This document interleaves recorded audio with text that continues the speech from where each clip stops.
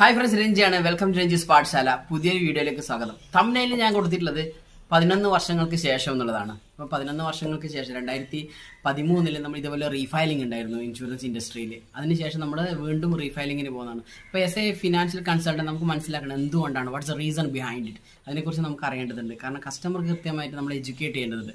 അപ്പോൾ നമ്മൾ ആദ്യം മനസ്സിലാക്കേണ്ടത് നമ്മുടെ ഫിനാൻഷ്യൽ ഇൻഡസ്ട്രിയിൽ ഇൻസ്റ്റിറ്റ്യൂട്ട്സ് ഉണ്ടോ, ഇതൊക്കെ കാര്യങ്ങളൊക്കെ റെഗുലേറ്റ് ചെയ്യാനും കൺട്രോൾ ചെയ്യാനും. അപ്പോൾ IRD ഉണ്ട്, ഇൻഷുറൻസ് റിലേറ്റഡ് ആയത്. അതുപോലെ സെബി ഉണ്ട്, security and exchange board of India.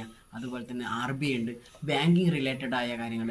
Amphi ഉണ്ട്, മ്യൂച്വൽ ഫണ്ട്സുമായിട്ട് ബന്ധപ്പെട്ട കാര്യങ്ങളൊക്കെ അസോസിയേറ്റ് ചെയ്ത കാര്യങ്ങളൊക്കെ നമ്മൾ കൺട്രോൾ ചെയ്യാനും അവരുമായിട്ട് ഡീറ്റെയിലിംഗ് ചെയ്യാനൊക്കെ. അപ്പോൾ നമ്മൾ ഈ ഒരു അതോറിറ്റി വളരെ ഇമ്പോർട്ടൻ്റ് ആണ്. ഈ എല്ലാ അതോറിറ്റീസും ഇൻ്റർ റിലേറ്റഡ് ആണ്. അവരുടെ ഓരോ ഡിസിഷൻസും നമ്മുടെ എക്കണോമിയെ കൃത്യമായി ബാധിക്കും. നമ്മൾ ആദ്യം അറിയേണ്ടത് നമ്മുടെ 10 വർഷം മുമ്പുള്ള ഒരു സിറ്റുവേഷൻസ് അല്ല നമ്മുടെ രാജ്യത്ത്.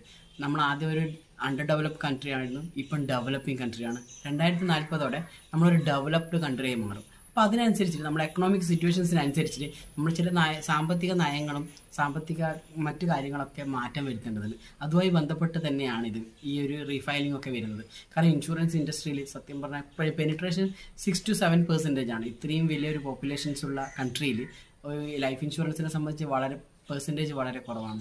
ഇപ്പോൾ ഈ റീഫയലിംഗ് നടക്കുന്നത് ഈ ലൈഫ് ഇൻഷുറൻസ് കോർപ്പറേഷനിൽ മാത്രമല്ല, ഇന്ത്യയിലെ മുഴുവൻ ഇൻഷുറൻസ് ഇൻഡസ്ട്രിയിലെ ഇൻഷുറൻസ് കമ്പനിയിലുമായിട്ട് ബന്ധപ്പെടുന്നത്. IRD ആണ് നമ്മളെ മുഴുവനായിട്ട് കൺട്രോൾ ചെയ്യുന്നത്. അപ്പോൾ September 30 മുന്നേ കൃത്യമായിട്ട് റീഫയലിംഗ് ചെയ്യണം എന്നുള്ളൊരു നിർദ്ദേശമാണ് നൽകിയിട്ടുള്ളത്. അതിനനുസരിച്ചുള്ള പ്രവർത്തനങ്ങളായിരിക്കും നടക്കുക. നമ്മളെ ഇപ്പോൾ സെബി എന്നുള്ള security and exchange board of India കൃത്യമായിട്ട് അവർ ചെയ്യുന്നത് റെഗുലേറ്റർ ഉണ്ടാവും. ഈ ഒരു ബോഡീസൊക്കെ ചെയ്യുന്ന റെഗുലേഷൻസ് ഉണ്ടാവും, അതുപോലെ ഡെവലപ്മെൻറ്റ്സ് ഉണ്ടാവും, അതുപോലെ പ്രൊട്ടക്ഷൻ ഉണ്ടാവും.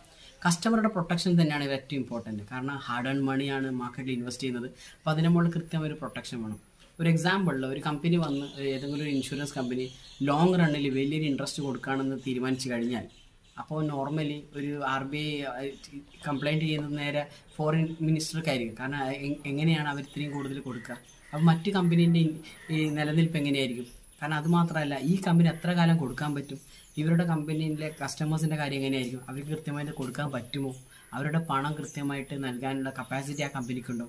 അതുപോലെ ഫോറിൻ ഇൻവെസ്റ്റേഴ്സ് ആണെങ്കിൽ അവരുടെ കപ്പാസിറ്റി എങ്ങനെ? എല്ലാ കാര്യങ്ങളും കൃത്യമായിട്ട് ഡീറ്റെയിലിംഗ് കൺട്രോളിങ് വേണം. അപ്പോൾ നമ്മളൊരു കമ്പനി ഒരു പ്രൊഡക്റ്റ് ചെയ്യുന്ന സമയത്ത് വെറും ജസ്റ്റ് ഒരു പ്രൊഡക്റ്റ് ലോഞ്ചിങ് മാത്രമല്ല, ഇതിൻ്റെ ബിഹൈൻഡ് ദ കർട്ടൻ കുറേ കാര്യങ്ങൾ, കുറേ ഡോക്യുമെൻറ്റേഷൻ, കുറേ പേപ്പർ വർക്ക്സ് ഒക്കെ ഉണ്ടാവും. അതൊക്കെ റീസെറ്റിൽ ചെയ്യാനുള്ള സമയമാണ് കൊടുക്കുന്നത് IRD. അപ്പോൾ ഇതുമായിട്ട് പറ്റി നമ്മളെ ആസ് എ ഫിനാൻഷ്യൽ കൺസൾട്ട് നമ്മൾ പാനിക് ആവേണ്ട ആവശ്യമില്ല. It's for the betterment. കാരണം കസ്റ്റമർക്ക് കൃത്യമായിട്ട് ബെനിഫിറ്റ്സ് കിട്ടുന്ന തരത്തിൽ തന്നെ ആയിരിക്കും എല്ലാ കാര്യങ്ങളും ചെയ്യുക. Customer is the priority. അപ്പോൾ നമ്മൾ കസ്റ്റമറോട് കമ്മ്യൂണിക്കേറ്റ് ചെയ്യേണ്ട ആ തരത്തിൽ തന്നെ ആയിരിക്കണം. പിന്നെ ഏറ്റവും ഇമ്പോർട്ടൻ്റ് ആയ കാര്യം, കസ്റ്റമേഴ്സിന് നമ്മൾ പാനിക് ആവാതെ ഇനിയൊരു പുതിയ പോളിസി വരില്ല, അല്ലെങ്കിൽ പുതിയ പോളിസി വരുന്നത് എങ്ങനെയായിരിക്കും, ആ ഒരു തരത്തിലല്ല. It's for the customers benefits ആണ്. ഇപ്പോൾ സറണ്ടർ വാല്യൂവിനെ കുറിച്ചാണ് കൂടുതലായിട്ട് പറയുന്നത്. ഇപ്പോൾ നമ്മൾ നോർമലി 3 ഇയർ കഴിഞ്ഞാൽ മാത്രമേ സറണ്ടർ ചെയ്യാനുള്ള ഓപ്ഷൻസ് ഉള്ളൂ. എന്നാലും അതിന് പുറമെ ഇപ്പോൾ 1 ഇയർ കഴിഞ്ഞാൽ തന്നെ സറണ്ടർ ചെയ്യാനുള്ള ഓപ്ഷൻസ് ഒക്കെ വരുന്നതാണ്. തരത്തിൽ കസ്റ്റമറുടെ ബെനിഫിറ്റ്സ് തരത്തിലുള്ളതൊക്കെ വരിക. അപ്പോൾ നമ്മൾ ശ്രദ്ധിക്കേണ്ടത് വാട്ട് എവർ ദ സർക്കംസ്റ്റാൻസസ് നമ്മളെപ്പോഴും എക്കണോമിക് ബെനിഫിറ്റ്സ് ആകുന്ന നമ്മുടെ രാജ്യത്തിലുള്ള സിറ്റിസൺസ് ബെനിഫിറ്റ് ആകുന്ന തരത്തിലുള്ള തന്നെ വരിക. You don't need to get panic. അപ്പോൾ നിങ്ങൾ കൃത്യമായി കസ്റ്റമർ മുന്നിൽ ഒരു വാട്ട് വിൽ ഹാപ്പൺ, അല്ലെ വാട്ട്സ് ഹാപ്പണിങ് എന്നുള്ള കാര്യം കൃത്യമായി കമ്മ്യൂണിക്കേറ്റ് ചെയ്യുക എന്നുള്ളതാണ്. ഈ വീഡിയോ നിങ്ങൾക്ക് കൃത്യമായി ഒരു യൂസ്ഫുൾ ആയെന്ന് തുടങ്ങി എന്തായാലും നമ്മളെ ഈ ചാനൽ സബ്സ്ക്രൈബ് ചെയ്യുക.